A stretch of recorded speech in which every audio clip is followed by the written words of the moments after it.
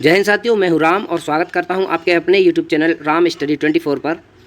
साथियों, उत्तर प्रदेश पुलिस भर्ती 2023-24 का जो री एग्जाम होने वाला है उससे संबंधित हम इस हिंदी प्रैक्टिस सेट को चला रहे हैं। इसमें 37 क्वेश्चन होंगे और इस प्रैक्टिस सेट की सीरीज को हम 1 से लेकर 20 तक कंप्लीट करेंगे। आज इस प्रैक्टिस सेट की सीरीज का पहला प्रैक्टिस सेट है। हमारे इस प्रैक्टिस सेट से जुड़ना ना भूलें। और देखिए, इसका ये जो एग्ज़ाम है ये जुलाई अगस्त में हो सकता है, तो आप इस प्रैक्टिस सेट से जुड़े रहिए। इसमें प्रीवियस ईयर के क्वेश्चन पूछे गए हैं। देखिए साथियों, अगर वास्तविक आप उत्तर प्रदेश पुलिस भर्ती में भर्ती होना चाहते हैं, अपने माँ बाप का सपना साकार करना चाहते हैं, तो इस प्रैक्टिस सेट से जुड़े रहिए और इस वीडियो को अंत तक देखिए। अगर अन्यथा आप इस प्रैक्टिस सेट पर अगर ऐसे ही आए हैं तो इस प्रैक्टिस सेट को आप स्किप कर सकते हैं, आप छोड़ सकते हैं। और अगर आप हमारे इस चैनल पर साथी नए हैं तो प्लीज़ चैनल को अवश्य सब्सक्राइब करें। तो चलिए शुरू करते हैं अपने इस प्रैक्टिस सेट के पहले क्वेश्चन को। तो देखिए, हमारे प्रैक्टिस सेट का पहला क्वेश्चन क्या है। दिया गया वाक्य निम्न में से किस वाक्य का उदाहरण है। तो देखिए, नीचे दिया गया एक वाक्य है। ये जो वाक्य है ये बताना है आपको ये किस वाक्य का उदाहरण है, किस वाक्य का। तो देखिए वाक्य क्या है, पढ़ लेते हैं। चलिए अब यहाँ से चला जाए। ये इस प्रकार से वाक्य है। अब आपको बताना है कौन सा वाक्य है। तो देखिए ऑप्शन है भाववाच्य, कर्मवाच्य, कृत्यवाच्य और अकर्मक वाच्य। तो देखिए, इस प्रकार के जो वाक्य होते हैं, जैसे कि अब चला जाए, उठा जाए, राम से चला नहीं जाता, सीता से उठा नहीं जाता, मोहन से खाया नहीं जाता, इस प्रकार के वाक्य जो होते हैं ये भाववाच्य में आते हैं। तो इसका सही जवाब है भाववाच्य। ठीक है, आइए अगले क्वेश्चन की ओर चलते हैं। अगला क्वेश्चन है, निम्नलिखित प्रश्नों में 4 विकल्पों में से उस विकल्प का चयन करें जो क्रिया के भेद वाला सही विकल्प है। नीचे आपको बताना है कौन सा क्रिया का भेद है। इस वाक्य में आपको पढ़ना है, वह अखबार पढ़कर नहाने गया। वह अखबार पढ़कर नहाने गया, इसमें किस प्रकार की क्रिया है। ऑप्शन है संयुक्त क्रिया, नाम धातु क्रिया, प्रश्नार्थक क्रिया या पूर्वकालिक क्रिया। तो देखिए, आपको इससे पता चल गया होगा कि वह पहले क्या किया, उसने अखबार पढ़ा और उसके बाद पहले अखबार पढ़ा और उसके बाद नहाने गया। तो पहले वह अखबार पढ़कर नहाने गया। तो देखिए, पहले अखबार का काम किया पढ़ने का, उसके बाद नहाने गया। तो इस प्रकार के वाक्यों में हमारे ये पूर्वकालिक क्रिया होती है, यानी एक क्रिया पहले की जा चुकी होती है, उसके बाद दूसरी क्रिया करते हैं, यानी पूर्वकालिक क्रिया। तो समझ में आया। चलिए अगले क्वेश्चन की ओर चलते हैं। अगला क्वेश्चन है, निम्नलिखित विलोमार्थी शब्द युग्म में असंगत है। अब इसमें आपको विलोम शब्द असंगत बताना है, कौन सा है ऐसा जो विलोम शब्द असंगत है। तो और देखिए, हार जीत एकदम से सही है, हर्ष विषाद ये एकदम से सही है, और ह्रास और वृद्धि ये भी सही है, लुप्त और स्पष्ट यही इसका सही जवाब हो जाएगा। क्योंकि लुप्त का क्या होता है आपको पता है, विलोम शब्द लुप्त का होता है प्रकट। ठीक है, प्रकट, लुप्त या प्रकट। और स्पष्ट का होता है अस्पष्ट। तो आप इस क्वेश्चन से समझ पाए होंगे इस प्रकार से। आइए अगले क्वेश्चन की ओर चलते हैं। निम्नलिखित प्रश्नों में 4 विकल्पों में से उस विकल्प का चयन करें जो दिए गए संधि विच्छेद की संधि का सही विकल्प है। तो राम प्लस ईश्वर बराबर क्या हो जाएगा।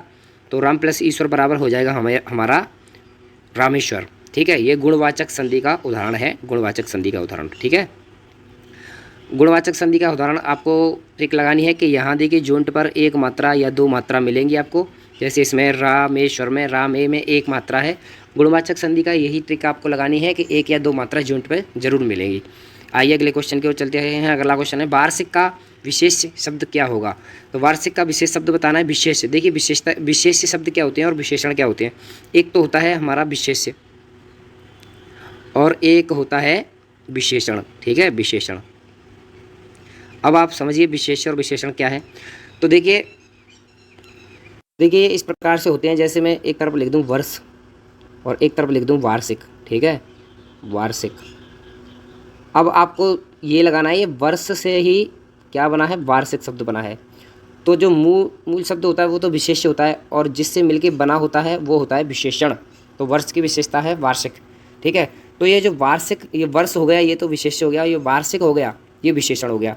तो वार्षिक का विशेष्य पूछा है आपसे, यानी इस वार्षिक ये इस विशेषण का विशेष्य पूछा है, तो इसका विशेष्य क्या हो जाएगा, इसका हो जाएगा वर्ष। ठीक है, वर्ष शब्द से ही वार्षिक विशेषण बनेगा। ठीक है, और ऊपर है ऑप्शन बरसाती, इसका विशेष्य क्या होगा, बरसात। ठीक है, बरसात से बनेगा बरसाती। आइए अगले क्वेश्चन को चलते हैं। जलज शब्द में समास छांटिए। तो जलज शब्द में आपको समास छांटना है। तो देखिए, जलज क्या होता है, जल में उत्पन्न होने वाला, अर्थात कमल, यानी तीसरे किसी शब्द की ओर इशारा कर रहा है। जहाँ कोई किसी तीसरे शब्द की ओर इशारा करे वहाँ होता है हमारा बहुब्रीय समास। ठीक है, जैसे लंबोदर अर्थात लंबा है जिसका उदर, कौन हो गए? गणेश। तो इस प्रकार के जो भी हमारे शब्द होते हैं जो तीसरे शब्द की ओर इशारा करते हैं वो हमारे बहुब्रीहि समास होते हैं। आइए अगले क्वेश्चन की ओर चलते हैं। अगला क्वेश्चन है पुल्लिंग स्त्रीलिंग के जोड़े में कौन सा जोड़ा सही है? ठीक है, पुल्लिंग और स्त्रीलिंग के जोड़े में आपको जोड़ा बताना है, कौन सा जोड़ा सही है। तो दाता दानी, भेड़ बकरी, लेखक लेखिका, ब्राह्मण ब्राह्मणी। तो स्त्रीलिंग और पुल्लिंग बताना है तो आपको स्पष्ट दिखाई दे रहा होगा, ब्राह्मण और ब्राह्मणी एकदम से इसका सही जवाब है। ठीक है, दाता दानी हो नहीं सकते, भेड़ बकरी नहीं हो सकते, लेखक और कवि नहीं, क्योंकि लेखक का होता है लेखिका, कवि की होता है कवित्री। ठीक है, तो इसमें ऑप्शन सी सही है, डी सही है। क्वेश्चन नंबर 8, निम्न में से शुद्ध वाक्य क्या है? अब आपको इसमें से शुद्ध वाक्य बताना है। देखिए शुद्ध वाक्य भी बहुत पूछे जाते हैं और पिछले जो परीक्षा हुई थी उसमें से शुद्ध वाक्य में बच्चों से बहुत गलतियां हुई थी, तो ये शुद्ध वाक्यों को आपको अच्छे तरह से पढ़ के जाना है।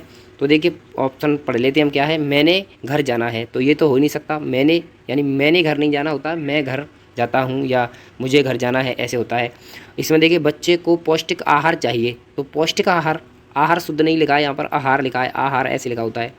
ठीक है, और तीसरा है अपने वचन पर स्थायी रहो। अपने वचन पर स्थायी नहीं होता है, दृढ़ होता है, दृढ़। अपने वचन पर दृढ़ रहो, इस प्रकार से होता है। तो इसका सही जवाब क्या हो जाएगा? इसका सही जवाब हो जाएगा ऑप्शन डी, भट्टी में ईंधन नहीं था। ये एकदम से सही हो जाएगा, शुद्ध।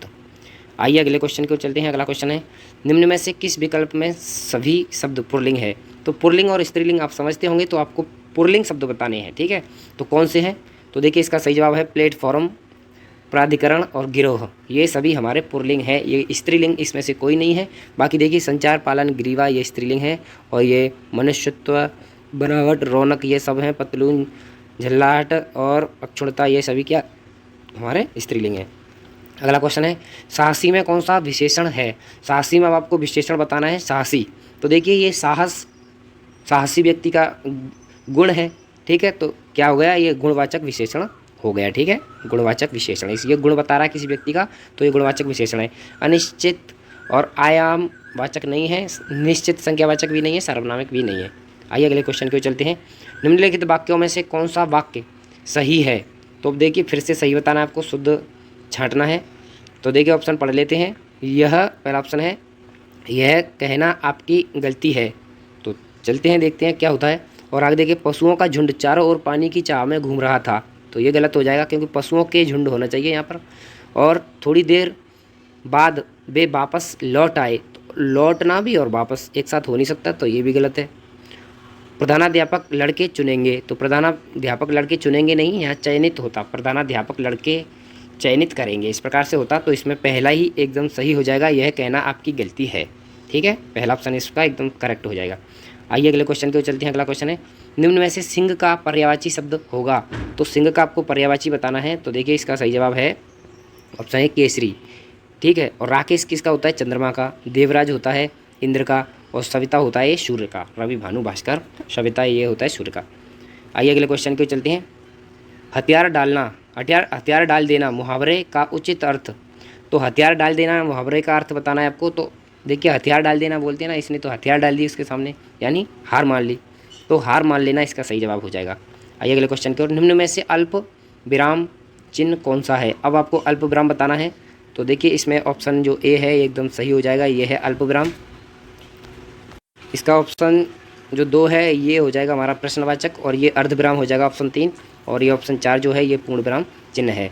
तो ऑप्शन ए जो है हमारा, ये है हमारा अल्प विराम। ठीक है, आइए अगले क्वेश्चन की ओर चलते हैं। आकाश का पर्यायवाची शब्द नहीं है। अब आपको आकाश का पर्यायवाची नहीं बताना है।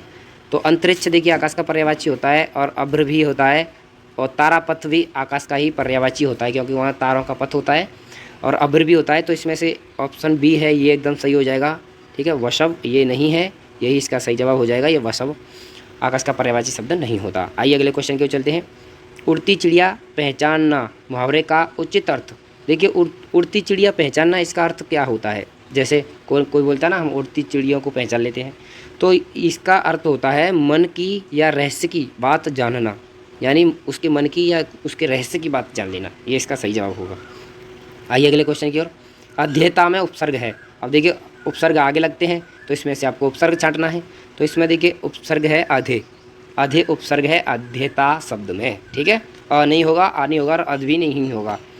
अगला क्वेश्चन 18वां है। समुद्र में लगने वाली आग के लिए सार्थक शब्द है। तो समुद्र में लगने वाली आग को क्या कहते हैं? तो बताइए।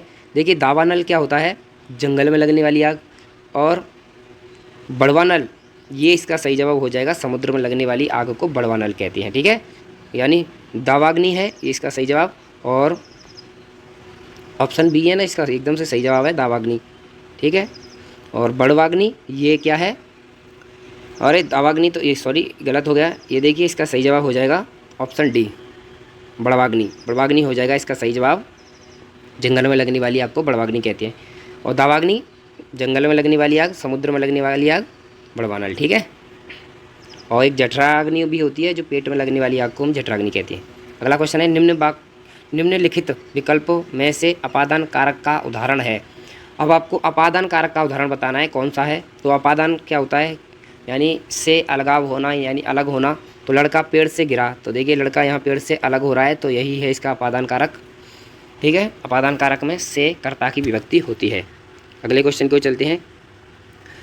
देखिए साथियों, हमारे ये इस प्रकार के क्वेश्चन है, सेम उत्तर प्रदेश पुलिस भर्ती में पूछे जाने वाले क्वेश्चन, और इन क्वेश्चनों को आपको पढ़ना है। हमारे इन सभी प्रैक्टिस सेटों को लगाना है। हमने ये प्रैक्टिस सेट शुरू किए हैं, आज से इस प्रैक्टिस सेटों को शुरू किए हैं, और हमने 1 से 10 तक प्रैक्टिस सेट पहले भी अपने चैनल पर करा रखे हैं। अगर आपने उनको नहीं देखा है तो आप उनको भी ज़रूर जाके देखिए। हिंदी प्रैक्टिस सेट भी हैं 1 से लेकर 10 तक, और सामान्य ज्ञान प्रैक्टिस सेट भी हैं 1 से लेकर 10 तक। आप उनको भी देखिए, उनकी प्लेलिस्ट बनी हुई है, आप उस प्लेलिस्ट में जाकर देख सकते हैं। चलिए अगले क्वेश्चन की ओर चलते हैं। अगला क्वेश्चन है, निम्न में अंतस्थ वर्ण है। अब आपको अंतस्थ वर्ण बताना है, कौन सा अंतस्थ वर्ण है। तो देखिए अंतस्थ क्या होते हैं हमारे, य र ल व, ये वाले होते हैं, य र ल व। ठीक है, ये अंतस्थ वर्ण होते हैं। तो इसका सही जवाब क्या हो जाएगा, ऑप्शन ए वाह। ठीक है, आइए अगला क्वेश्चन, शुद्ध वर्तनी का चयन कीजिए। अब आपको शुद्ध वर्तनी बतानी है, कौन सा सही है, विस्तार, विस्तृत या फिर चौथा है विस्तृत। देखिए इसका सही जवाब होगा विस्तृत। विस्तृत इस प्रकार से लिखते हैं, बाकी सभी गलत हैं। अगला क्वेश्चन, बहाव शब्द में प्रयुक्त प्रत्यय कौन सा है। अब आपको प्रत्यय बताना है, तो बहाव में प्रत्यय होगा आव। ठीक है, अगला क्वेश्चन है, निम्न शब्द का पर्यायवाची बताइए। रत, रत का पर्यायवाची क्या होता है, जैसे रत लगाना, यानी किसी चीज़ में लीन होना। इसका एकदम से सही जवाब हो जाएगा लीन। आइए अगले क्वेश्चन की ओर, कौन सा वर्ण युग्म अल्प प्राण नहीं है। अब आपको अल्प प्राण नहीं है ये बताना है। देखिए अल्प प्राण क्या होते हैं, जैसे हम स्पर्श व्यंजन लेते हैं अपने 25, तो इसमें से क वर्ण के लेते हैं, क, ख, ग, घ, इस प्रकार से होते हैं। तो इसमें देखिए पहला ये वर्ण होता है, ये दूसरा होता है, ये तीसरा होता है, ये चौथा होता है, ये पाँचवा होता है। तो हमारे जितने भी दूसरे वर्ण होते हैं और चौथे वर्ण होते हैं, ये हमारे महाप्राण होते हैं, बाकी हमारे अल्प प्राण होते हैं। तो अब आपसे अल्प प्राण नहीं है यानी महाप्राण पूछा है इसमें से, तो महाप्राण कौन से हो जाएंगे। देखिए ये हो जाएंगे ऑप्शन बी, ख और घ, ये हमारे महाप्राण हो जाएंगे। और देखिए अल्प प्राण हमारे ये होते हैं, पहला वर्ण, तीसरा वर्ण और पाँचवा वर्ण। ये सभी वर्ण यानी स्पर्श व्यंजनों के पहला वर्ण, तीसरा और पाँचवा वर्ण अल्प प्राण होते हैं। आइए अगला क्वेश्चन, स्वरों के उच्चारण में लगने वाले समय को कहते हैं। तो स्वरों के उच्चारण में लगने वाले स्वरों को क्या कहते हैं, तो उसको कहते हैं मात्रा। ठीक है, तो मात्रा कहते हैं। मात्रा अलग अलग प्रकार के होते हैं। चलिए अगले क्वेश्चन की ओर चलते हैं। निम्नलिखित में से मिश्र वाक्य का चयन कीजिए। अब मिश्र वाक्य का चयन करना है। देखिए मिश्र वाक्य में क्या होता है, जो सो इस प्रकार से आते हैं, जैसा वैसा। तो इसमें ऑप्शन देखिए बी सही हो जाएगा, जैसा बोओगे वैसा काटोगे। तो इसका यही सही जवाब है, जैसा बोओगे वैसा काटोगे। आइए अगले क्वेश्चन की ओर, निम्न में से अपर्ण का विलोम शब्द है। अब आपको अपर्ण का विलोम शब्द बताना है, तो अपर्ण का विलोम शब्द होता है ऑप्शन बी ग्रहण। ठीक है, आइए अगले क्वेश्चन की ओर चलते हैं। निम्न में से अशुद्ध वर्तनी वाले शब्द का चयन कीजिए। अशुद्ध वर्तनी बतानी है अब आपको कि कौन से शब्द में अशुद्ध वर्तनी है। तो देखिए इसमें से द्वारका एकदम सही लिखा है, युधिष्ठिर भी सही है, रचयिता भी सही लिखा है। तो इसमें से ऑप्शन जो हमारा ए है यही सही हो जाएगा, क्योंकि ये अशुद्ध नहीं है। इसका देखिए अशुद्ध लिखेंगे परिमार्जित, परिमार्जित इस प्रकार से लिखेंगे, यानी जब पे छोटी की मात्रा लगाएंगे। ठीक है, परिमार्जित। देखिए कट रहा होगा, हम दोबारा से लिख देते हैं इसको। देखिए इस प्रकार से लिखेंगे परिमार्जित, परिमार्जित। ठीक है, इस प्रकार से इसको सही लिखेंगे। ठीक है, आइए अगले क्वेश्चन की ओर। अरे यह क्या किया वाक्य अर्थ की दृष्टि से है, किस प्रकार का वाक्य है। तो देखिए ये जो चिन्ह आता है हमारा ये वाला, तो ये विस्मयबोधक चिन्ह होता है। तो इसको हम कहेंगे सब पूरे वाक्य को विस्मय सूचक। ठीक है, आइए अगले क्वेश्चन को। समुद्र में लगने वाली आग, तो समुद्र में लगने वाली आग को क्या कहते हैं, बड़वानल कहते हैं। ठीक है, अगला क्वेश्चन, आकाश का पर्यायवाची शब्द नहीं है। ये भी रिपीटेड क्वेश्चन है, तो इसका सही जवाब है वसब। अगला क्वेश्चन है अध्यय शब्द में उपसर्ग। तो अध्यय शब्द में क्या उपसर्ग है? तो अध्यय शब्द में अधि उपसर्ग है। ठीक है, तो देखिए चलिए अब हमारा ये गद्यांश शुरू होता है, क्योंकि उत्तर प्रदेश पुलिस भर्ती में गद्यांश से 5 क्वेश्चन आते हैं। तो गद्यांश से जो प्रश्न बनते हैं उसको हम देख लेते हैं किस प्रकार के क्वेश्चन बनते हैं। तो पहले आपको गद्यांश को ध्यानपूर्वक पढ़ना है बिल्कुल से, और 1 से 2 बार अपने इस गद्यांश को पढ़ना है, जिससे आपको अच्छी तरह गद्यांश समझ में आ जाए। फिर उसके बाद आपको क्वेश्चन लगाने हैं। इसमें जो नीचे 5 क्वेश्चन दिए होंगे, अब आपको अगर सही से पढ़ना आ गया तो ये समझिए आप एकदम 5 के 5 क्वेश्चनों को सही कर देंगे। तो चलिए पढ़ते हैं हम पहले, और उसके बाद क्वेश्चन लगाते हैं। तो देखिए पहला क्या बताया गया, भारत में पर्व, उत्सव और मेले की सदियों पुरानी परंपरा है। तो भारत में पर्वों की, उत्सव की और मेलों की सदियों पुरानी परंपरा है, इसको ध्यान रखना है। इसके जरिए न सिर्फ संस्कृति समृद्धि होती है, बल्कि स्थायी अर्थव्यवस्था भी बहुत यानी अर्थव्यवस्था को भी बहुत ताकत मिलती है। ठीक है, अर्थव्यवस्था को भी बहुत ताकत मिलती है। मणिपुर में संगाई महोत्सव आयोजित किया जाता है, यह भी ध्यान रखना है। मणिपुर में कौन सा महोत्सव? संगाई। मणिपुर इतने प्राकृतिक सौंदर्य, सांस्कृतिक समृद्धि से भरा ऐसा राज्य है कि हर कोई यहाँ एक बार जरूर आना चाहता है। यानी मणिपुर में कोई एक बार जरूर आना चाहता है उसकी प्राकृतिक सौंदर्यता देखने, सांस्कृतिक समृद्धि देखने। और देखिए आगे क्या है, संगाई महोत्सव जैसे आयोजन निवेशकों और इंडस्ट्री को भी आकर्षित करते हैं। तो ये जो निवेशक होते हैं और जो इंडस्ट्री होते हैं उनको भी आकर्षित करते हैं। देखिए आगे, इस बार आयोजन पहले से भी और भी ज़्यादा भव्य स्वरूप में सामने आया है। यानी आयोजन है पहले से भी ज़्यादा भव्य रूप में सामने आया है। आइए आगे देख लेते हैं। और देखिए क्या कह रहा है, जो मणिपुर के लोगों की भावना और उसके जज्बे को दिखाता है। ठीक है, अब इस महोत्सव के बारे में समझते हैं। यह महोत्सव पहले इम्फाल तक ही सीमित था, लेकिन इस बार पूरे राज्य में आयोजन किया जा रहा है इसका। ठीक है, यानी इस बार पूरे राज्य में इसका आयोजन किया जा रहा है। जब ऐसे आयोजनों को ज़्यादा से ज़्यादा लोगों के साथ जोड़ा जाता है, तभी इसकी पूरी क्षमता सामने आती है। आपने इस पूरे गद्यांश को ध्यानपूर्वक पढ़ लिया है। अब इसमें से हम 5 क्वेश्चन लगाते हैं। देखिए कौन से क्वेश्चन हैं। तो देखिए पहला क्वेश्चन पूछा है, संगाई महोत्सव कहाँ आयोजन होता है? यानी संगाई महोत्सव का आयोजन कहाँ होता है पूछा गया है। तो देखिए इसका आपको उत्तर पता चल गया, क्योंकि मणिपुर की चर्चा चल रही, तो ये मणिपुर में ही आयोजन होता है। आइए अगला क्वेश्चन, भारत की परंपरा में निम्न में से कौन शामिल नहीं है? तो देखिए कौन शामिल नहीं है ये बताना है। तो देखिए इसमें से सही जवाब क्या हो जाएगा, इसमें कौन शामिल नहीं है? संघर्ष शामिल नहीं है, क्योंकि चर्चा हुई थी त्योहारों के, उत्सव की, मेले की। देखिए यहाँ देख लेते हैं, यहाँ शुरुआत पर इसकी चर्चा हुई थी। तो देखिए यहाँ पर पढ़िए आप, भारत में पर्व, उत्सव और मेलों की सदियों पुरानी परंपरा है। ठीक है, तो इनकी चर्चा हुई थी। आइए अगले क्वेश्चन को चलते हैं। संगाई महोत्सव के आयोजन से डैश को भी लाभ होता है। तो किसको लाभ होता है? यानी तो इसका देखिए सही जवाब है अर्थव्यवस्था। तो अर्थव्यवस्था को लाभ होता है। अगला क्वेश्चन, पहले और अब के महोत्सव के आयोजन में मूल अंतर है। मूल अंतर क्या है? तो मूल अंतर देखिए क्या है, पहले केवल इम्फाल में, अब पूरे राज्य में। तो ये पहले केवल इम्फाल में मनाया जाता, अब पूरे राज्य में मनाया जाता है। देखिए यहाँ इस लाइन को हम पढ़वा देते हैं आपको। देखिए यहाँ पर ये लाइन दी हुई है, कहाँ, ये देखिए पहले इम्फाल तक सीमित रहता था, लेकिन अब पूरे राज्य में। ठीक है, आइए अगले अगला क्वेश्चन है लास्ट वाला। गद्यांश में किसकी क्षमता के सामने आने की बात की गई है? तो गद्यांश में किसकी क्षमता की सामने आने की बात की गई है? तो इसमें महोत्सव की जो क्षमता है उसके सामने आने की बात कही गई है। देखिए यहाँ पर इसकी भी चर्चा हुई है लास्ट में। देखिए यहाँ पर कहाँ है, यानी देखिए